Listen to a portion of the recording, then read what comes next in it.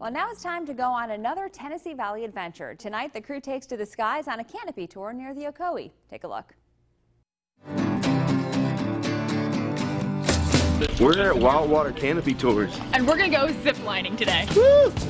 So when we got there, the staff was very welcoming and friendly, but they wanted to make sure that safety was first. And since a lot of us were scared of heights, that made us feel a little bit more secure. I don't really do heights like that. Like, I'm short for a reason. I was made to be close to the ground. There was a lot of gear involved, but they were really great about walking us through, step here, pull this part up, tighten this strap, tighten that strap next. And you really felt like you were safe and you understood why you were doing everything. I'm really excited because I just saw the Jungle Book, so I'm feeling like I'm going to have the same experience as Little Boy from the Jungle Book. I feel like this is more like George of the Jungle or Tarzan. We're walking up to the very first platform, and it's like a spiral staircase kind of, and you just keep going. Looking down was a bit terrifying.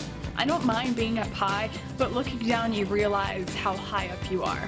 For something like this, normally I'm not the first one, but I think it was kind of forced upon me to be the first one. Who we got going first over here? Why me?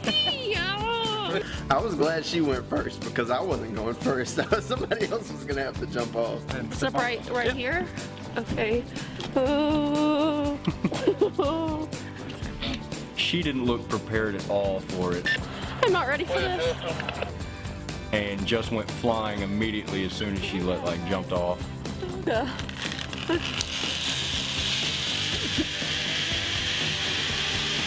If you have a fear of heights, it doesn't matter, you forget all that once you're kind of just like soaring. You got some really scenic views of the mountains. It was really peaceful actually, just being up in the trees. Then you gotta start thinking about when do you stop. To stop yourself, all you had to do was just put your hand up behind the little pulley, and it was pretty much simple, or I thought it was. I mean, some people did have problems with stopping. Alexandria couldn't quite get it down.